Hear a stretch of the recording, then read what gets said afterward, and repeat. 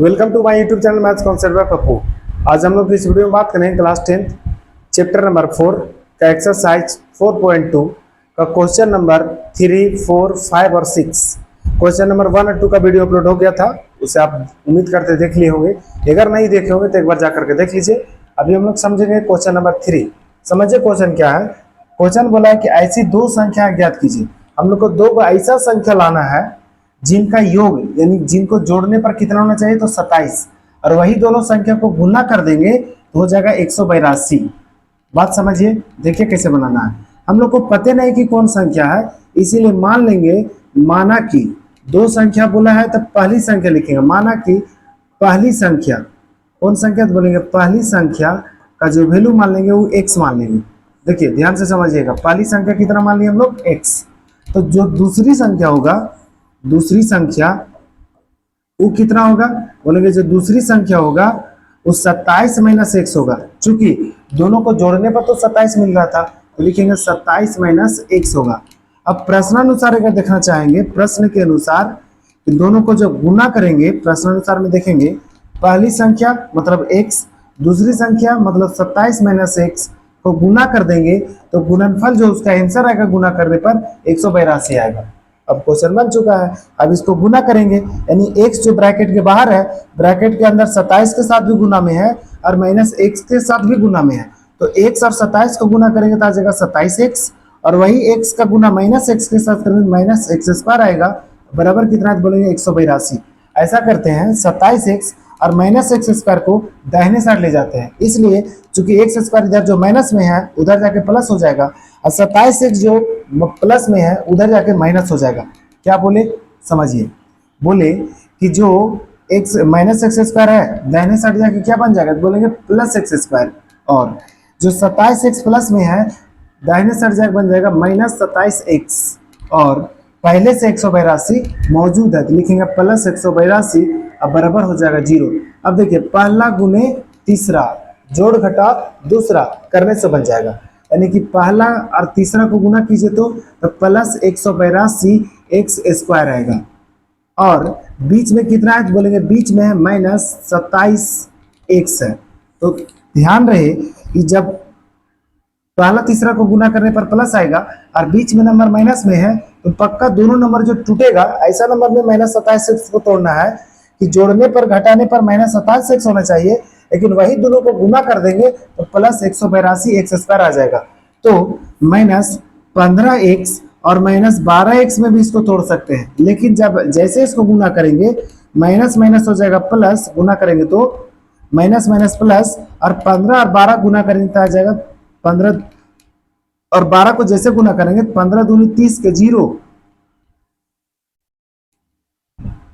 Minus 27 को उसको तोड़ सकते हैं हम लोग माइनस 15x और माइनस 12x में, जोड़ घटा तो इतना आ जाएगा, लेकिन जैसे दोनों को गुना करेंगे तो माइनस माइनस हो जाएगा प्लस, और 15 दूनी हो जाएगा 30 के 0, हाथ में 3, 15 एकम 15 और 3 हो जाएगा 18, यानी 180 आया। लाना हम लोग को 182 था, तो थोड़ा नजदीक हम लोग जा चुके हैं। तो इसको हम लोग बना सकते हैं माइनस 14x बना दीजिए, माइनस 14x, और इसको बना दीजिए माइनस 13x, क्योंकि दोनों को जोड़ने घटाने पर माइनस 27x ही होना चाहिए, लेकिन जैसे गुना कर देंगे, गुना कीजिए तो माइनस माइनस हो जाएगा प्लस, और 14 तिया हो जाएगा 42 के 2, हाथ में 4, और 14 एकम 14 और 4 हाथ वाला कितना हो जाएगा, बोलेंगे 18, यानी 182 आ चुका है।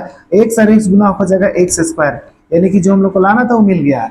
तो माइनस 27 को क्या में तोड़ेंगे, माइनस 15x माइनस 12x में नहीं तोड़ेंगे, इसलिए चूंकि दोनों को गुना करने पर हम लोग को 182 एक्स स्क्वायर नहीं मिला, लेकिन हम लोग को तोड़ सकते हैं उसको माइनस 14x और माइनस 13x में। देखिए अब बनाते हैं।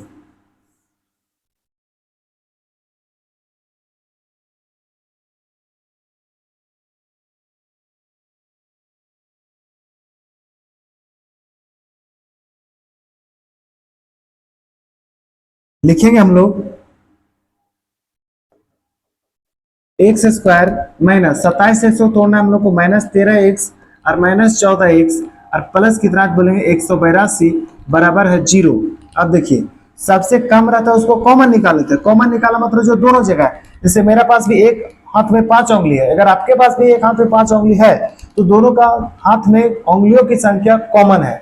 अगर आपके पास चाहे एक उंगली कट गया है, मात्र 4 उंगली है, तो आपके पास और मेरे पास और एक हाथ में उंगलियों की संख्या कॉमन नहीं है। क्योंकि कॉमन मतलब होता है हर तरफ से बराबर, कम से कम काहे ना हो लेकिन बराबर होना चाहिए। तो यहाँ पे देखिए तो एक्स स्क्वायर है यानी 2 एक्स है, और यहाँ पे देखिए तो एक एक्स है, तो हम लोग एक एक्स तो कॉमन ले सकते हैं।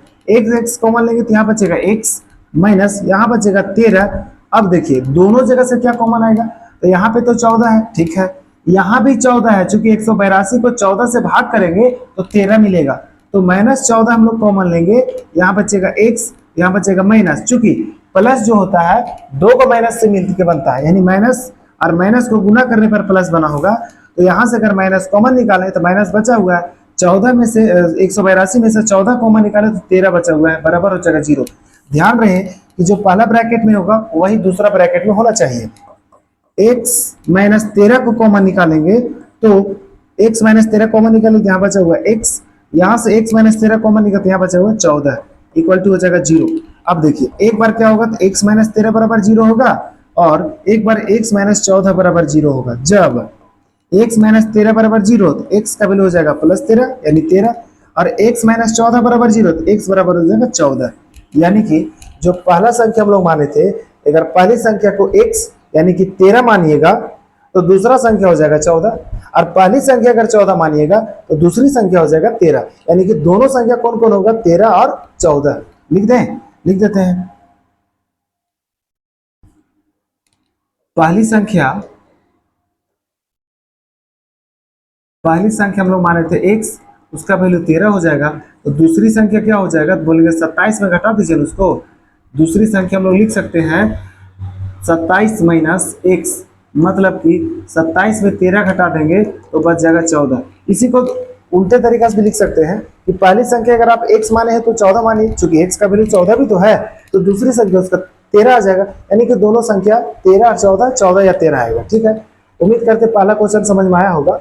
पहला क्वेश्चन में उतना भी झोल झपट्टा नहीं था, ज्यादा भारी क्वेश्चन नहीं था, सिर्फ हमको ध्यान ही रखना था कि जो संख्या मानिएगा वो एक बार मानना पड़ेगा x, तो दूसरा का जो होगा 27 में कम होकर के होगा।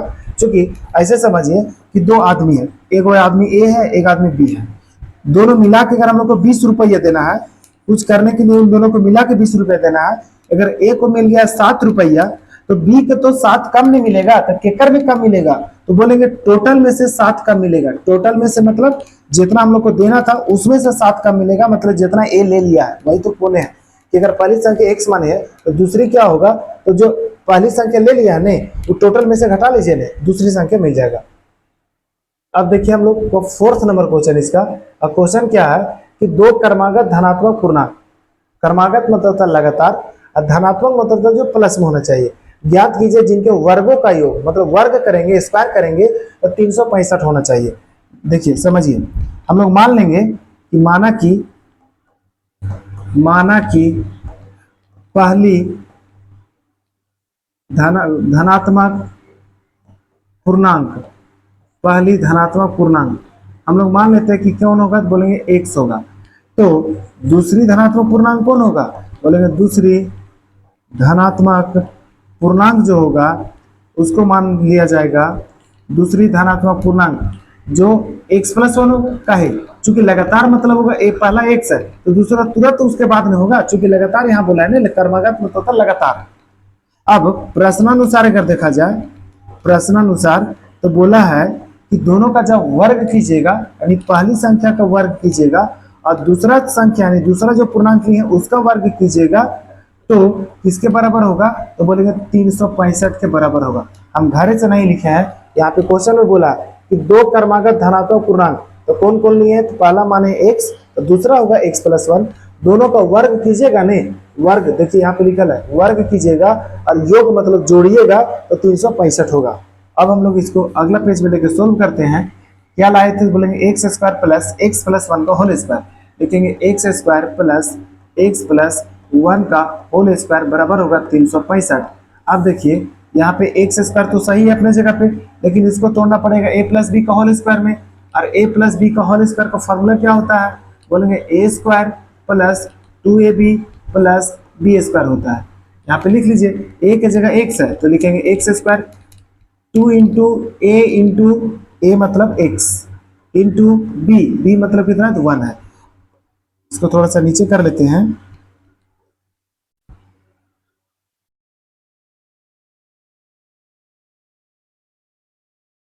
समझिए, प्लस बी स्क्वायर है, बी मतलब कितना, तो 1 का स्क्वायर, इक्वल टू कितना बोलेंगे, 365 है। अब आगे देखिए, एक्स स्क्वायर और एक्स स्क्वायर कितना हो जाएगा, बोलेंगे 2x स्क्वायर हो जाएगा, 2 इंटू एक्स इंटू 1 क्या हो जाएगा, बोलेंगे 2x हो जाएगा, प्लस कितना हो जाएगा, तो 1 हो जाएगा, 1 का स्क्वायर। अब 365 जो दाहिने साइड है उसको बाएं साइड ले आएंगे तो माइनस 365 हो जाएगा, बराबर हो जाएगा 0। अब देखिए 2x स्क्वायर प्लस 2x, अब देखिए तो एक प्लस में, अब 365 माइनस में, तो माइनस 364 हो जाएगा, बराबर हो जाएगा 0। अब यहाँ भी 2 है, यहाँ भी 2 है, 364 के पास भी 2 है, क्योंकि 2 से तो कट जाएगा ना वो, तो 2 हम लोग कॉमन निकाल लेते हैं। जैसे कॉमन निकालेंगे तो ब्रैकेट के अंदर क्या बचेगा, तो बोलेंगे यहाँ पे बचेगा एक्स स्क्वायर, यहाँ बचेगा एक्स, और यहाँ क्या बचेगा, देखिए 3 6 4 है, तो 36 में से अगर 2 निकाले होंगे तो 18 बचेगा, और 4 में से निकालेंगे तो 2 बचेगा, यानी कि 364 को अगर 2 से भाग लगेंगे तो 182 बार में भाग लगेगा, और बराबर का क्या है, बोलेंगे बराबर 0 है इधर। अब जो 2 यहाँ पे कॉमन निकाले तो गुना में है, उधर जाके दाहिने साइड जाके भाग लगेगा, तो लिख सकते हैं हम लोग कि x square plus x minus 182 बराबर क्या होगा, बोलेंगे 0/2 होगा, और इक्वल टू भी तो 0 बचेगा, x square plus x minus 182 बराबर 0।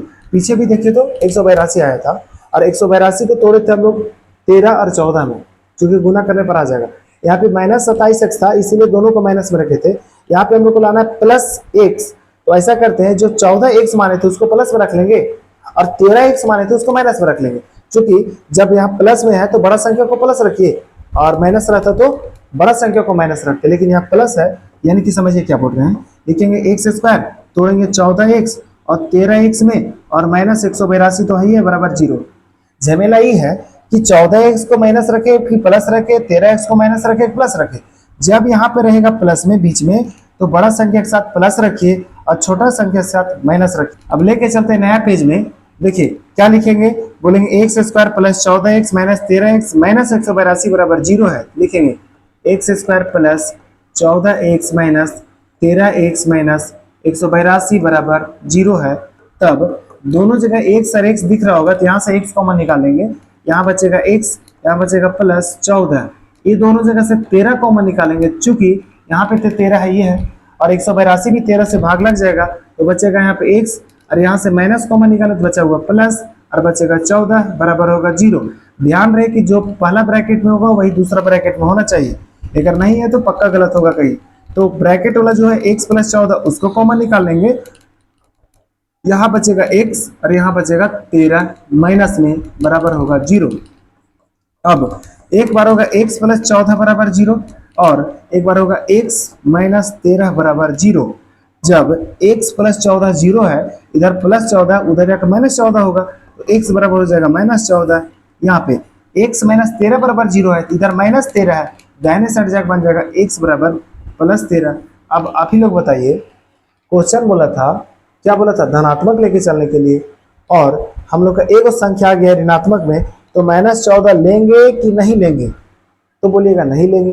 काहे नहीं लेंगे, लिख देंगे कि x का मान धनात्मक पूर्णांक लेना है, ठीक है, धनात्मक पूर्णांक लेना है, क्योंकि हम लोग को शुरू में क्वेश्चन में बोल दिया था, इसीलिए x का मान 2 आया है, देखो तो हटाना पड़ेगा, इसलिए लिखेंगे x का वैल्यू कितना लेके चलेंगे, धनात्मक वाला 13, x का मान। तो पहला जो धनात्मक पूर्णांक होगा वो कितना हो जाएगा, बोलेंगे देखिए पहली धनात्मक पूर्णांक जो होगा,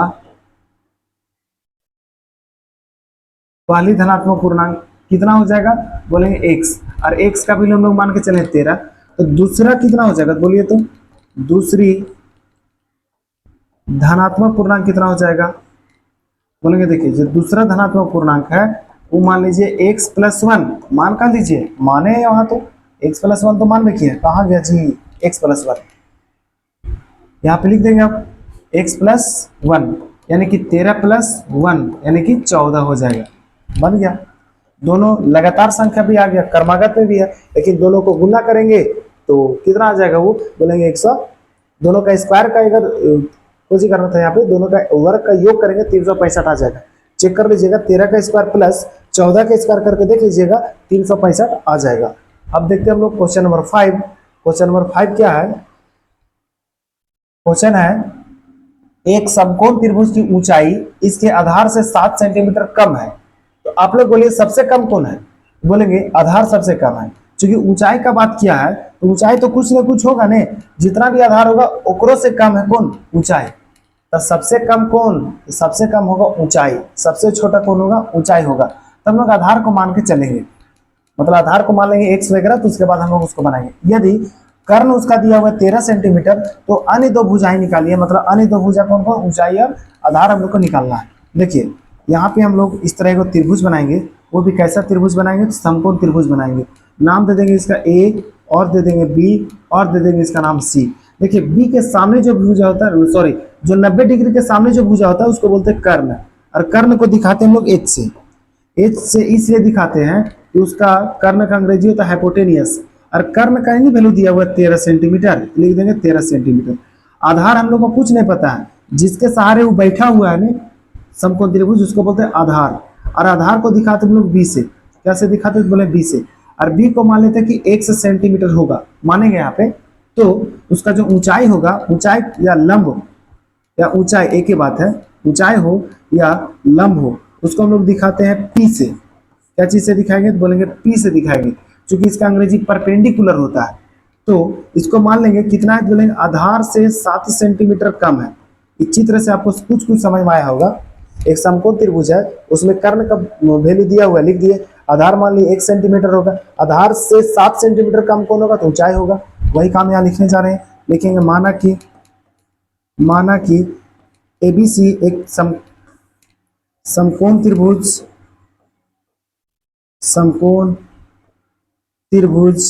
ABC में कोण B कितना डिग्री है? तो बोलेंगे 90 डिग्री। इसलिए कर्ण यानी H का वैल्यू कितना हो जाएगा? H का वैल्यू हो जाएगा 13 सेंटीमीटर, ये तो दिया हुआ है। आधार कितना मान लिए हम लोग? आधार बोलेंगे, आधार मान लिए हैं B का वैल्यू मान लिए 1 सेंटीमीटर। इसलिए उसका ऊंचाई क्या हो जाएगा? देखिए तो ऊंचाई जो हो जाएगा, यानी कि ऊंचाई को हम लोग माने कि P है, P का वैल्यू कितना हो जाएगा? बोलेंगे x माइनस 7 सेंटीमीटर हो जाएगा। ये अपने से कुछ नहीं किए, जो क्वेश्चन में था उसी को लिख दिए हैं। अब हम लोग पाइथागोरस प्रमेय लगाएंगे। पाइथागोरस प्रमेय कहने का मतलब है कि कोई भी समकोण त्रिभुज हो, कोई भी समकोण त्रिभुज, 90 डिग्री के सामने वाला बोलते हैं कर्ण, जिसके सहारे बैठा है उसको बोलते हैं आधार, जिसके सहारे वो खड़ा है तो उसको बोलते हैं परपेंडिकुलर P। तो समकोण त्रिभुज में पाइथागोरस प्रमेय होता है। पाइथागोरस प्रमेय होता क्या है? बोलेंगे कर्ण का स्क्वायर मतलब h स्क्वायर बराबर हो जाएगा आधार का स्क्वायर मतलब b स्क्वायर, प्लस हो जाएगा लंब का स्क्वायर मतलब p स्क्वायर। ये कौन सा प्रमेय? बोलेंगे पाइथागोरस प्रमेय। कौन सा प्रमेय? बोलेंगे पाइथागोरस प्रमेय है, पाइथागोरस प्रमेय। उसी का सहारा लेकर के हम लोग इसको बनाएंगे। अब देखिए कैसे बनाएंगे इसको। पीछे देखिए तो कर्ण के रूप में कौन है? तो बोलेंगे h है, मतलब 13 है। तो बोलेंगे कर्ण का स्क्वायर, लिख देंगे यहाँ पे, कर्ण का स्क्वायर बराबर होगा आधार का स्क्वायर। किसका स्क्वायर? तो आधार का स्क्वायर, प्लस हो जाएगा लंब यानी ऊंचाई का स्क्वायर। चलिए ऊंचाई ये लिख देते हैं, ऊंचाई का स्क्वायर। ठीक है, इसको बोलेगा आप कहाँ से जानते हैं? हम लोग इसको जानते हैं पाइथागोरस प्रमेय से। कहाँ से जानते हैं? तो बोलेंगे पाइथागोरस प्रमेय से, पाइथागोरस प्रमेय से। अब आगे देखिए, कर्ण को बोले हैं कि h माने हैं तो h स्क्वायर कर दीजिए, या फिर नहीं भी लिखेगा तो कोई दिक्कत नहीं। कर्ण का जितना वैल्यू उतना लिख दीजिए। कर्ण का वैल्यू कितना था? 13 है, लिख देंगे 13 का स्क्वायर इक्वल टू आधार कितना माने? तो बोलेंगे आधार को माने x, तो बोलेंगे x स्क्वायर प्लस ऊंचाई को कितना माने? तो बोलेंगे ऊंचाई को माने x माइनस 7, तो लिख देंगे x माइनस 7 का स्क्वायर। कुछ नहीं किए, फॉर्मूला लगाए, फॉर्मूला में का जो जो वैल्यू था उसको बिठा दिए। 13 का स्क्वायर आप लोग सबको पता होगा, 13 का स्क्वायर होता है 169। एक्स स्क्वायर अपने जगह सही है। अब यहाँ पे a माइनस बी का फॉर्मूला लगा देंगे। a माइनस बी का होल स्क्वायर का फॉर्मूला होता है a square minus 2 into a into B plus होता है b स्क्वायर मतलब 7 का स्क्वायर। यानी कि लिखेंगे 169 इक्वल टू एक्स स्क्वायर और एक्स स्क्वायर हो जाएगा 2x², और माइनस हो जाएगा 2 और 7 गुना होकर 14 और 1 से -14 x हो जाएगा, और 7 के स्क्वायर हो जाएगा 49। अब 169 जो बाएं साइड है उसको लेके चलिए दाहिने साइड। तो पहले से दाहिने साइड कौन है तो बोलेंगे 2x² पहले से है, -14x भी पहले से है, +49 भी पहले से है, और इधर आकर के 169 हो जाएगा। अब देखिए 2x² -14x, अब देखिए 49 प्लस में 169 माइनस में, उसका आंसर भी माइनस में आएगा, तो 9 में 9 जाएगा 0 बचेगा, 16 में 4 जाएगा तो 12 बचेगा। इक्वल टू क्या होगा तो बोलेंगे 0 होगा। तो बात समझिए, यहाँ भी इक्वल टू कौन होगा तो बोलेंगे 0 होगा। अब थोड़ा सा इसमें ट्विस्ट ये है कि यहाँ भी 2 है, यहाँ भी 2 है, 14 के पास, 120 के पास भी 2 है, तो हम लोग 2 और 2 कॉमन निकालेंगे। निकाल लीजिए, यहाँ से 2 कॉमन जैसे निकालेंगे, यहाँ बचेगा x² माइनस, यहाँ बचेगा 7x माइनस, यहाँ हो जाएगा कितना बोलेंगे 60, बराबर हो जाएगा कितना बोलेंगे 0। अब 2 यहाँ गुना में, उधर जाके भाग हो जाएगा, तो x² माइनस 7x माइनस 60 बराबर 0/2 हो जाएगा। और 0/2 मतलब ही तो 0 होगा, कि चूंकि 0 ऊपर रहे और नीचे कोई भी नंबर है तो उसका आंसर 0 होगा। यानी कि हम लोग लिख सकते हैं उसको x² माइनस 7x माइनस 60 बराबर 0। क्या लिखेंगे, x² माइनस 7x माइनस 60 बराबर 0।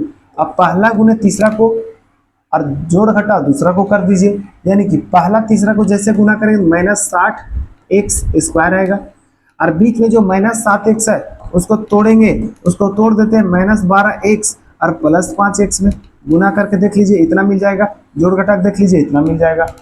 अब हम लोग लिखेंगे जो तोड़ना है उसको, बीच वाला नंबर को लिखिए, क्या लिखेंगे, लिखेंगे x² minus 12x plus 5x minus 60 बराबर 0 हो जाएगा। अब देखिए दोनों जगह से x को कॉमन निकालेंगे तो x माइनस 12 होगा, ये दोनों जगह से 5 को कॉमन निकालेंगे तो x माइनस 12 बचेगा, बराबर होगा 0। अब देखिए तो x माइनस 12 को कॉमन निकाल लिए, तो यहाँ बचा हुआ x और यहाँ बचेगा +5 बराबर होगा 0। एक बार क्या होगा तो बोलेंगे x माइनस 12 बराबर 0, और एक बार होगा x प्लस 5 बराबर 0। जब x माइनस 12 बराबर 0 होगा तब x का वैल्यू कितना हो जाएगा तो बोलेंगे 12, यहाँ पे x का वैल्यू क्या हो जाएगा तो बोलेंगे -5। अब देख लेते हैं कि x का वैल्यू प्लस में लेके चलना है कि माइनस में लेके चलना है, क्योंकि क्वेश्चन से समझ में आएगा हम लोग को कि प्लस में लेके चलना है कि माइनस में। यहाँ पे देखिए तो त्रिभुज के भुजा का बात किया है, तो भुजा का जब भी लंबाई होगा तो उसका कभी ऋणात्मक तो हो नहीं सकता है, तो हम लोग लिख देंगे कि माइनस वाला हटाने के लिए क्या लिखेंगे कि किसी त्रिभुज की भुजा की लंबाई ऋणात्मक नहीं होती है, लंबाई ऋणात्मक नहीं होती है। जब ऋणात्मक नहीं होती है तो धनात्मक होगी, नहीं होती है धनात्मक होगी। इसलिए हम लोग लिख सकते हैं x का जो वैल्यू होगा प्लस वाला कितना है, बोलेंगे प्लस वाला जो वैल्यू है वो इक्वल टू 12 है, यानी कि 12 है। तो x माने किसको थे, x हम लोग माने होंगे आधार को। देखिए कहाँ पे लिखा हुआ, x किसको माने थे हम लोग, आधार को माने थे x, और ऊंचाई था x माइनस 7, लिख दीजिए यहाँ पे। इसलिए आधार का वैल्यू कितना होगा, बोलेंगे आधार को माने थे b, यानी माने थे x, यानी हो जाएगा 12 सेंटीमीटर, और ऊंचाई उसका कितना हो जाएगा तो बोलेंगे ऊंचाई उसका हो जाएगा 12 में से, यानी x में से 5 को घटा दीजिए, ऊंचाई को माने थे हम लोग p, यानी कि x माइनस 7 माने थे, यानी कि 12 में से 7 को घटा देंगे हो जाएगा 5 सेंटीमीटर। ये भी क्वेश्चन बन गया। ये कुछ नहीं है, जो जैसे जैसे क्वेश्चन यहाँ बोला था फोटो त्रिभुज का फोटो बना दिए, उसमें हम लोग मान लिए, उसके बाद पाइथागोरस प्रमेय लगा दिए, उसके बाद द्विघात समीकरण आ गया, उसको गुणनखंड करके तोड़ दिए, आंसर जो माइनस वाला आया था उसको बोल दिए कि किसी भी त्रिभुज की भुजा ऋणात्मक नहीं होती, चाहे कोई भी त्रिभुज हो, प्लस वाला लेके चले, प्लस वाला एक आंसर आ गया आधार। और ऊंचाई के लिए x में से घटाना पड़ा था, x माइनस 7 क्वेश्चन में बोला था, वो 12 में से 7 घटाए तो 5 आ गया। उम्मीद करते क्वेश्चन समझ में आया होगा। इसी तरह इसका अगला और 4.2 का लास्ट क्वेश्चन है, क्वेश्चन नंबर 6 और 4.2 का लास्ट क्वेश्चन है। क्वेश्चन क्या है कि एक कुटीर उद्योग एक दिन में कुछ बर्तनों का निर्माण करता है। ऐसा ही क्वेश्चन था क्वेश्चन नंबर 2 में, याद कीजिए। एगो उद्योग है, छोटा मोटा धंधा चलाने वाला है, फैक्ट्री, उसमें से कुछ बर्तन बनाता है वो। एक विशेष दिन यह देखा गया, मतलब एक दिन देखा गया, ये चेक किया गया कि प्रत्येक नग, नग मतलब जो भी बर्तन है, यानी नग की निर्माण लागत मतलब कितना रुपया खर्चा पड़ रहा था एगो बर्तन बनाने में, एगो नग को बनाने में, उस दिन की कुल निर्माण लागत 90 रुपया थी। कहाँ चले गए, हाँ सॉरी, उस दिन के निर्माण किए गए बर्तन की संख्या के दुगने से 3 अधिक थी। मतलब कि एगो बर्तन को या एगो नग को बनाने में उतना ही पैसा लगेगा जितना उस दिन जितना भी नग या बर्तन बनाया हो या होगा उससे कितना, तो बोलेंगे दुगने, दुगने से कितना ज्यादा, तो बोलेंगे 3 ज्यादा। यदि उस दिन का कुल निर्माण लागत कितना रुपया है, तो 90 रुपया है, तो निर्मित बर्तनों की संख्या और प्रत्येक बर्तन की मतलब प्रत्येक नग की जो भी लागत है उसको ज्ञात कीजिए। कहने का मतलब है अगर गलती से हम लोग को पता चल गया कि एक दिन में वो कितना गो बर्तन या कितना गो नग बनाता है, तब तो हम लोग बना लेंगे। और हम लोग को वही चीज अब नहीं पता है तो मान लेंगे क्या कि माना कि एक दिन में निर्मित, एक दिन में निर्मित बर्तनों की संख्या या नगों की संख्या दोनों सेम चीज है, बर्तनों की संख्या मान लेते हैं कितना होगा, तो बोलेंगे 100 होगा। 100 हुआ मतलब 100 को बनाया होगा, हम लोग को पता नहीं कि को बनाया है, तो लिख सकते हैं हम लोग कि प्रत्येक बर्तन की लागत, प्रत्येक बर्तन के निर्माण में लागत, के निर्माण में लागत, लागत मतलब कितना पैसा उसको लगेगा, तो कितना लगेगा बोलेंगे देखिए रुपया में तो लगेगा लेकिन जितना वो बनाया होगा ना एक दिन में उसका दुगना 2x कर दिए, में भी क्या होगा तो बोलेंगे ज्यादा होगा, +3 होगा, ज्यादा 3 होगा, तो रुपया में आ गया। अब हम लोग लिख सकते हैं उसका जो कुल लागत लगा है, कुल लागत मतलब कुल जो खर्च पड़ा है उसको बनाने में, कुल खर्च उसको पड़ा है 90 रुपया। तब हम लोग एक चीज तो जानते हैं कि जितना निर्मित बर्तन होगा और जितना एगो को बनाने में लगा होगा, दोनों के अगर गुना कर देंगे तो कुल उसका लागत निकल जाएगा। वही काम करेंगे हम लोग, लिखेंगे प्रश्नानुसार, लिखना चाहेंगे हम लोग। देखिए कि एक बर्तन एक दिन में 100 गो बर्तन बनाया है, बोलेंगे ठीक है, और एक बर्तन को बनाने में उसको पैसा जो लग रहा था 2x + 3 लग रहा था, लिखेंगे 2x + 3, और चेक किया गया तो कितना खर्चा पड़ा, तो 90 रुपया, लिखेंगे कितना है तो बोलेंगे 90 रुपया। अब देखिए x का गुना होगा 2x के साथ तो 2x² हो जाएगा, वही x का गुना होगा 3 के साथ तो हो जाएगा 3x बराबर कितना है तो बोलेंगे 90 है। अब ये 3x को सॉरी 90 जो दाहिने साइड है उसको उठा के बाएं साइड कीजिए तो लिख सकते हैं 2x² + 3x - 90 बराबर 0 हो जाएगा। अब पहला गुने तीसरा, जोड़ घटा दूसरा, अब उससे उसी तरह बनाना पड़ेगा, यानी कि पहला और तीसरा को जब गुना करेंगे आ जाएगा -180x², और यहाँ पे +3x है तो इसको हम लोग तोड़ सकते हैं 15x और 12x में, जब इसके साथ प्लस है तो यहाँ प्लस लगा देंगे और यहाँ पे माइनस लगा देंगे, मतलब बड़ा संख्या प्लस में रहेगा, छोटा संख्या माइनस में रहेगा। इन दोनों को गुना कीजिएगा तो 180 आ जाएगा, x और x गुना करके x² आ जाएगा, प्लस माइनस माइनस आ जाएगा, और जोड़ घटाव कीजिएगा तो +3x आ जाएगा, यानी कि जो तोड़ा हुआ संख्या वो सही है। यानी लिखिए क्या लिखेंगे, बोलेंगे देखिए 2x² + 15x - 12x - 90 बराबर 0। अब इससे कॉमन निकालते हैं, कॉमन निकालेंगे तो देखिए 2x² है + 15x है, तो दोनों जगह तो कम से कम तो x है नहीं, तो x कॉमन निकालेंगे, यहाँ बच जाएगा 2x और यहाँ पे बचेगा +15।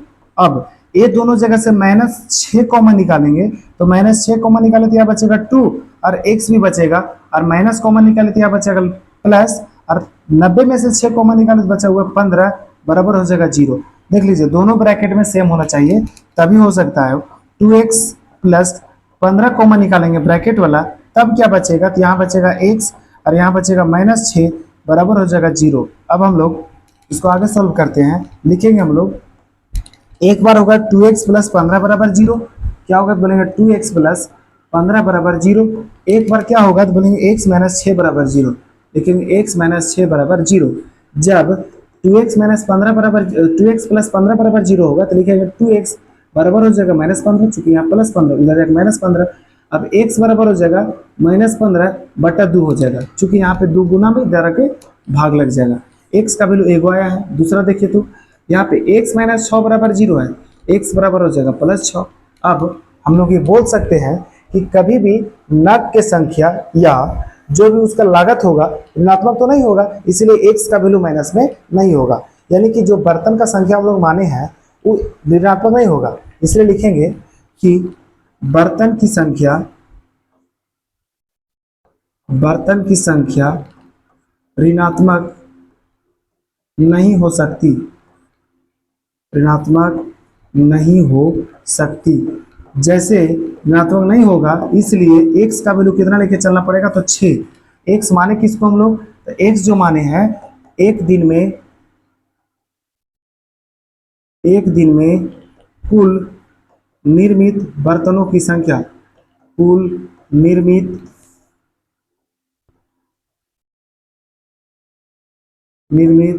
बर्तनों की संख्या कितना माने हैं, बोलेंगे x माने थे, तो x का वैल्यू भी हम लोग लिख देंगे। कितना हम लोग x का वैल्यू लेके चले हैं, 6। जब इतना एक दिन में बर्तन बन रहा है तो एक बर्तन का लागत कितना है, देखिए तो प्रत्येक बर्तन का लागत कितना है, तो बोलेंगे दुगना में 3 ज्यादा।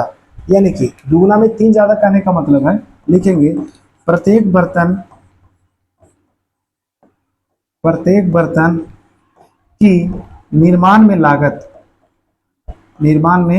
लागत कितना रुपया लग रहा है, बोलेंगे देखिए दुगना में 3 ज्यादा होगा, यानी कि 2 इंटू एक्स का वैल्यू 6 है प्लस 3 हो जाएगा, 6 दूनी 12, 3 कितना हो जाएगा, 15 रुपया लग रहा है एक बर्तन को बनाने में, और कुल बर्तन एक दिन में 6 को बना है, तभी तो दोनों गुना करके 90 रुपया खर्च पड़ा था एक दिन का। उम्मीद करते हैं वीडियो समझ में आया होगा। आज हम लोग का एक्सरसाइज 4.2 इंड हो गया है, ठीक है। अब आगे हम लोग देखेंगे कल से एक्सरसाइज 4.3 का क्वेश्चन नंबर 1 से जहां तक हो सके, और 1 अगर देख लिए तो 2 दिन में लगता है कि 4.3 खत्म हो जाएगा, और 2 दिन के अंदर 4 चैप्टर भी खत्म हो जाएगा, ठीक है। 4.3 मतलब 4 चैप्टर, क्योंकि लास्ट उसमें 4.3 है, उसके बाद 5 चैप्टर धीरे धीरे चलेंगे। उम्मीद करते हैं वीडियो अच्छा लगा होगा, लाइक कर दीजिए, सब्सक्राइब कर दीजिए, और अगर कोई क्वेश्चन समझ में नहीं आता होगा तो आप कमेंट में जरूर बता दें कि क्वेश्चन नंबर इतना फिर से बता दीजिए, उसको शॉर्ट्स बना करके उसका, या फिर उसी का फिर लॉन्ग वीडियो बना करके उसका और अच्छा तरीका से स्टेप वाइज समझा करके बना देंगे और समझा देंगे। सिर्फ कमेंट में बता दीजिएगा कि कौन क्वेश्चन आपको समझ में नहीं आया, बस।